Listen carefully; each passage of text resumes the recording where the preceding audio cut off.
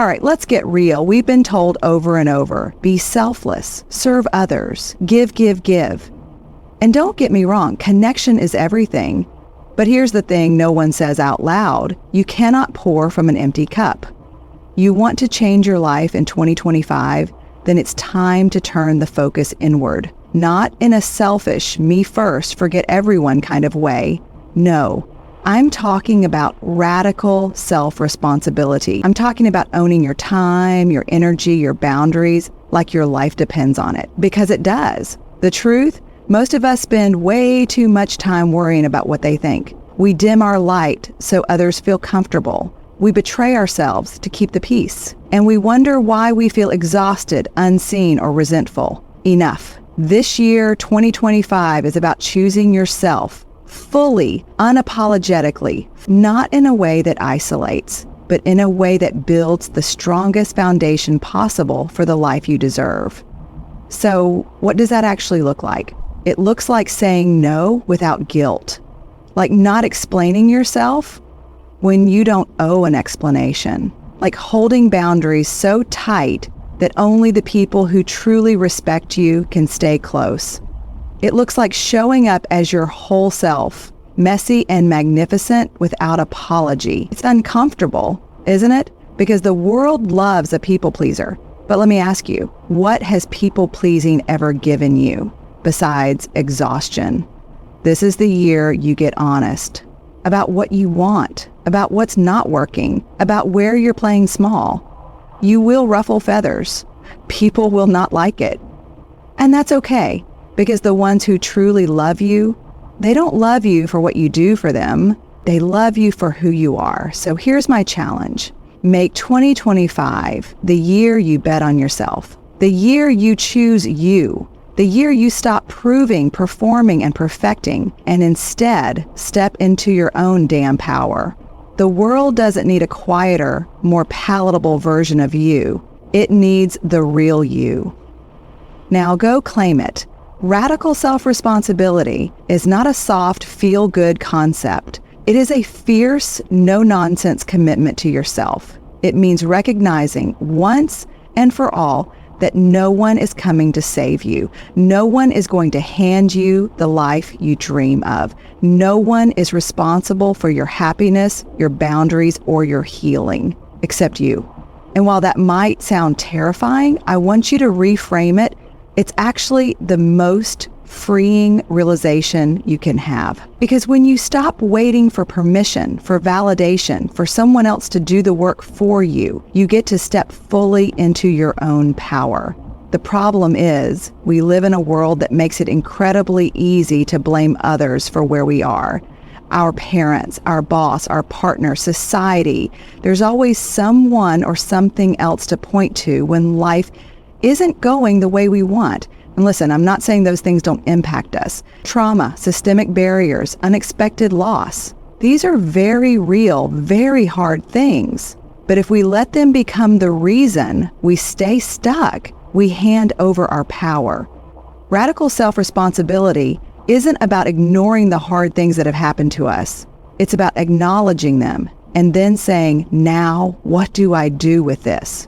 When you embrace self-responsibility, you stop looking outside yourself for solutions. You stop waiting for the perfect moment, the right circumstances, the permission slip that will never come. You stop thinking, if only they would change, if only I had more support, if only I had a different past. Instead, you ask, what can I do with what I have? You take inventory. You take control of your time, your energy, your focus. You decide that no matter what has happened before, you are not a passive participant in your own life. And let's be real, this is hard. It's hard because self-responsibility means you have no more excuses. It means owning the ways you've let yourself down. It means looking in the mirror and admitting where you've played small, avoided the hard conversations, or allowed fear to dictate your choices.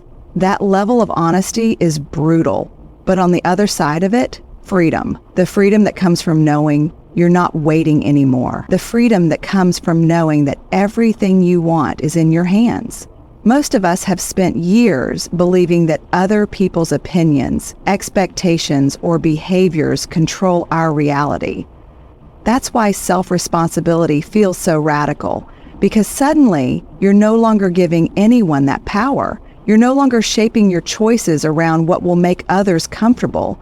You're no longer dimming your voice so others don't feel small. You are, for the first time, choosing yourself. Not in a selfish way, but in a way that honors your own life. Now let's talk about boundaries, because self-responsibility is impossible without them. The people who benefit from your lack of boundaries will not like it when you start setting them. They will push back. They will question you, guilt trip you, remind you of the old version of yourself that was easier for them to navigate. And that's when you have a choice. Cave in or stand your ground. People will either rise to meet you at this new level of self-respect, or they will fall away. Let them. You are not responsible for how others react to your growth. You are only responsible for continuing to grow. Radical self-responsibility means waking up every day and choosing yourself again and again, not just when it's easy, not just when everyone approves, not just when the world applauds you for it, but even when it's lonely, even when it's uncomfortable, even when your old patterns beg you to shrink back down. Because the truth is, no one else can do this work for you. And that's not a burden, it's your greatest power. People-pleasing is a silent killer. It's insidious, creeping into every area of our lives and convincing us that our worth is tied to how much we can give, how much we can do for others, how much we can endure. We start to believe that if we don't keep everyone happy, we won't be loved, we won't be accepted, or we won't belong. But here's the truth. People-pleasing is a form of self-betrayal. It's the practice of abandoning yourself for the comfort of others. And as long as you keep doing that, you will never know the real you. You will only know the version of you that others need you to be. People-pleasing isn't always easy to recognize. It doesn't look like one big, obvious act of self-sacrifice. It's often a series of small, incremental choices that push your needs, your desires, and your boundaries further and further into the background. It's saying yes to everything, even when your heart says no. It's agreeing to things you don't want to do because you don't want to disappoint someone. It's feeling responsible for other people's emotions, as if their happiness rests on your actions. We think we're doing the right thing, being kind, being selfless, being a good person. But in reality, we're just robbing ourselves of our truth. At its core, people-pleasing stems from the fear of rejection and the desire to be loved. We believe that if we don't meet everyone's expectations, we'll be abandoned, judged, or left out. And for many of us, that fear is rooted in childhood experiences where we learned that love and approval were conditional. If we performed well, were obedient, or made ourselves small enough to fit in, we would be accepted. But here's what we don't realize until we're well into adulthood, that love is not a currency you have to earn. True love, true connection, is about showing up as your authentic self, not the person you think others need you to be. Here's the hard truth. People-pleasing is exhausting. It's draining. And when you constantly try to make others happy, you end up resenting them. You might not even realize it, but resentment builds up over time. You start to feel like your needs don't matter, that your voice isn't heard, and that your desires are insignificant. This leads to burnout, frustration, and a deep sense of disconnection from yourself. Because when you've spent years bending over backwards to make everyone else comfortable, you start to lose touch with what you want, what you need, what makes you feel alive. So how do you stop people-pleasing? The first step is getting real with yourself. You have to recognize that your self-worth is not tied to how much you can do for others. Your worth is inherent. You don't need to earn it, and you don't need to prove it. In fact, trying to prove your worth by pleasing others is a recipe for perpetual dissatisfaction. The moment you decide to stop seeking approval from outside yourself is the moment you start to reconnect with your authentic power. You realize that you don't have to sacrifice your well-being for someone else's comfort. That's not love. That's codependence. Stopping people-pleasing means learning to say no with confidence and without guilt. This is harder than it sounds, especially if you've spent your whole life saying yes to things that drain you. But let me tell you something, your no is your power. It's a declaration that you are worthy of your own time, your own energy, and your own life. Saying no doesn't make you a bad person. It doesn't make you selfish. It simply makes you a person who values yourself enough to protect your peace. It means you understand that when you say yes to something that doesn't align with your values or desires, you're saying no to yourself. But it's not just about the no. It's about being brave enough to ask for what you need and express your truth. When you stop people-pleasing, you start honoring your own voice. You start to show up as your full, unfiltered self. No more hiding, no more shrinking. You stop pretending to be someone you're not just to make other people comfortable. And yes, some people will be uncomfortable with your authenticity. They will push back, resist, or try to make you feel guilty. But the question is, are you willing to let go of others' discomfort in order to stand firm in your own truth? You see, when you stop people-pleasing, you don't just free yourself. You give others permission to do the same. You model what it looks like to live authentically, to prioritize your own needs without apology. And this is where the magic happens. Because when you start showing up as your true self, you give others the courage to do the same. You create a ripple effect of honesty, of vulnerability, of real connection. And that's how we start to build communities, relationships, and lives that are grounded in truth, not in performance. People-pleasing is a habit, and habits take time to break. But the more you practice choosing yourself, saying no when it's necessary, speaking your truth even when it's uncomfortable, honoring your boundaries, the stronger you'll get. You'll start to realize that the world won't fall apart if you don't meet everyone's needs. In fact, the more you stop pleasing others, the more you will attract people who love you for who you truly are, not for what you can do for them. And that's when real connection begins to flourish. Learning to say no without guilt is one of the most empowering skills you can develop. And yet, for so many of us, the word no feels heavy, almost foreign. We've been conditioned to believe that saying no is selfish, that it's rude, or that it will make people angry. We've internalized the idea that our value lies in how much we can give, how many requests we can fulfill, and how far we can stretch ourselves to meet the needs of others. But here's the truth. You are not responsible for everyone's happiness or success, only your own. And learning to say no is one of the clearest ways to establish that boundary. The guilt we feel when we say no often comes from the belief that we're disappointing others or that we're letting them down. We fear that we'll be judged, rejected, or deemed unhelpful. But here's the catch. Your yes should be a full, wholehearted yes. One that aligns with your values, your time, and your energy. If you're saying yes to something that you really don't want to do, or that will stretch you beyond your capacity, you're doing a disservice to both yourself and the other person. When we say yes out of obligation, we're not showing up authentically. We're showing up as a version of ourselves that's trying to please, trying to avoid conflict, and trying to keep the peace at all costs.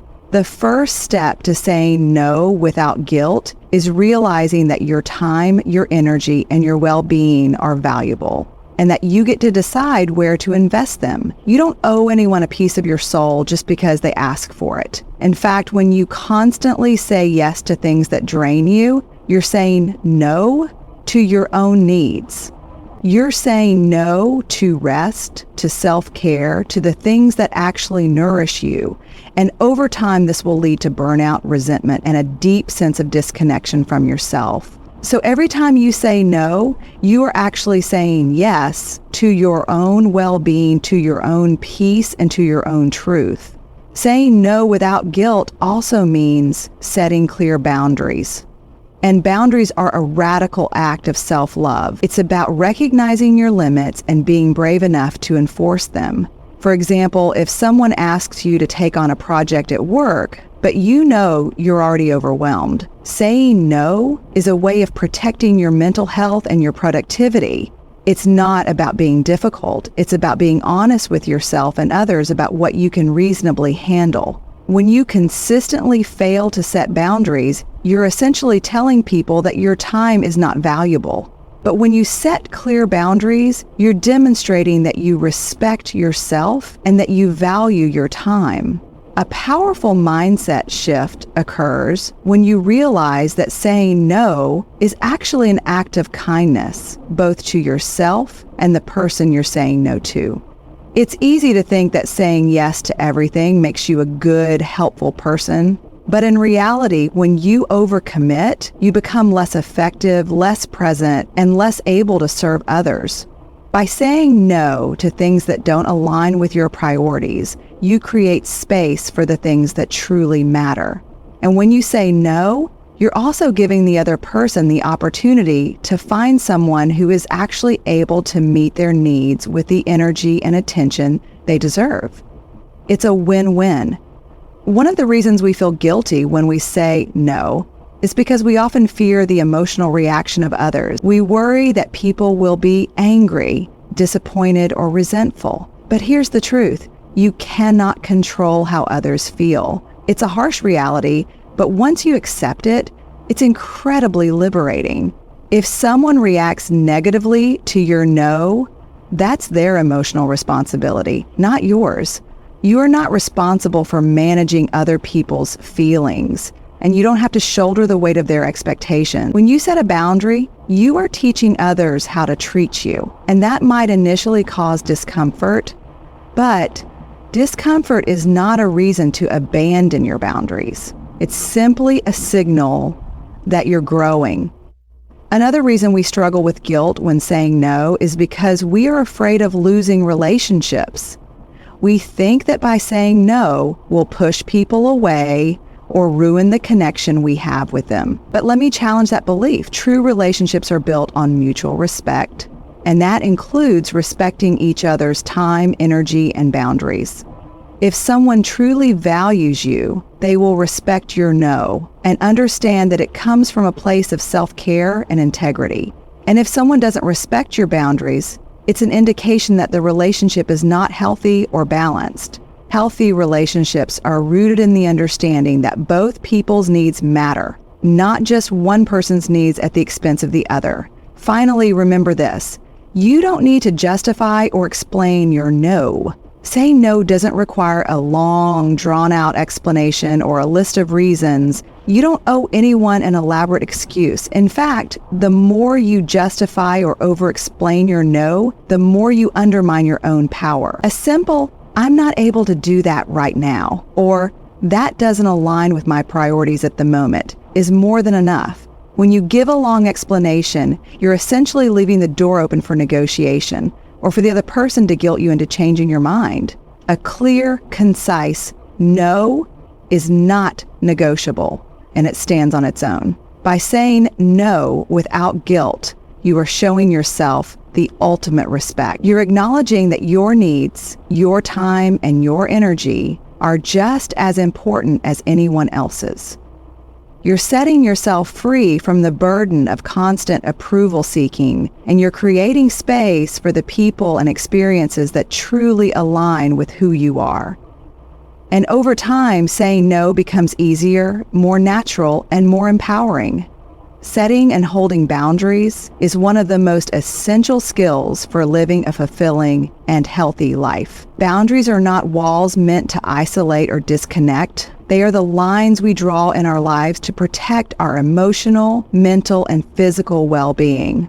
But here's the challenge. Boundaries are uncomfortable. They ask us to stand up for ourselves, to refuse to be passive recipients of other people's demands, and to prioritize our needs above all else. This can feel terrifying, especially if we've spent years living to please others or constantly adjusting ourselves to meet their expectations. But the truth is, boundaries are not a luxury, they are a necessity. The importance of holding boundaries cannot be overstated. When we fail to set boundaries, we invite others to take more from us than we can give. We allow people to drain us, disrespect us, and take up more space in our lives than we are comfortable with. It's easy to think that saying yes to everyone and accommodating every request makes us a kind, selfless person. But in reality, we're doing a disservice to ourselves and everyone around us. When you fail to honor your boundaries, you are essentially saying that your time, energy, and feelings don't matter. What does it mean to hold tight boundaries? It means that you know your limits and you communicate them clearly. It means you can say no without hesitation when someone asks you for something that doesn't align with your values or capacity. It means you are not afraid to push back when someone crosses the line, even if they are close to you. It's not about being rigid or inflexible. It's about being clear on what you need to feel safe, respected, and at peace. Boundaries are about making conscious choices, and they allow you to curate the life you want without being swayed by every external force. However, holding boundaries is not easy. It requires courage, vulnerability, and a deep understanding of your worth. Most of us were not taught to set or hold boundaries, especially in relationships that involve love, family, or work. We've been conditioned to avoid conflict, to keep the peace, and to ignore our own needs in favor of keeping others happy. This means that when we start setting boundaries, it can feel like we are going against everything we've known. We fear rejection, guilt, or anger. But here's the key. You cannot live a life of integrity and peace if you keep sacrificing yourself to keep others comfortable. One of the most difficult aspects of holding boundaries is the emotional response we might get from others. People don't always like it when you say no, especially if they're used to you saying yes. They might push back, question your decision, or accuse you of being selfish. This can be incredibly uncomfortable, but here's the reality. Their discomfort is not your responsibility. When you hold a boundary, you are taking care of yourself. If someone reacts negatively, that is their emotional work to do, not yours. And in truth, their negative reaction is often a sign that your boundary was exactly what they needed to hear. It's not your job to manage their emotions. It's your job to manage your own. Setting boundaries can feel awkward at first, but with time, it becomes easier and more natural. You might feel guilty initially, especially if you've been a people pleaser for years, but each time you set and hold a boundary, you reinforce your sense of self-respect and self-worth. And with that comes a deep sense of peace. Boundaries don't just protect you from others, they also protect you from yourself, from the habits and patterns that have kept you stuck in people-pleasing, overcommitment, and burnout. Each time you say no to something that drains you, you are saying yes to the things that energize and nourish you. Another crucial aspect of holding boundaries is the need to respect other people's boundaries as well. Boundaries are not one-sided. In healthy relationships, both parties respect each other's limits and communicate openly about what they need. Just as you have the right to say no, others have the same right. And respecting their boundaries is an act of mutual respect. It's essential to create relationships built on clear communication and understanding, where both people feel heard, seen, and valued. When we respect each other's boundaries, we foster a deeper sense of trust and connection. When you hold tight boundaries, you also open up the space for healthier, more authentic connections. By being clear about what you will and won't tolerate, you attract people who respect you for who you are, not for how much you can give. And the people who truly care about you will not only respect your boundaries, but they will appreciate your strength in holding them. As you begin to enforce your boundaries, you'll notice that the relationships that remain are the ones that are built on mutual respect trust, and shared values. And those are the relationships that will last. Embracing your imperfections is not a one-time decision, but a continual practice that will evolve as you do. It's about learning to live authentically with all the complexity and nuance that make you uniquely yourself. When you release the pressure to be perfect, you create space for more joy, more connection, and more peace.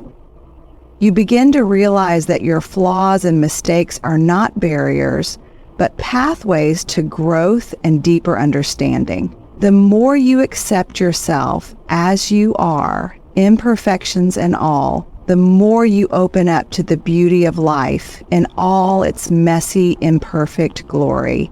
Remember, you are enough, and the journey of embracing your imperfections is a courageous step toward living a life that is true to you.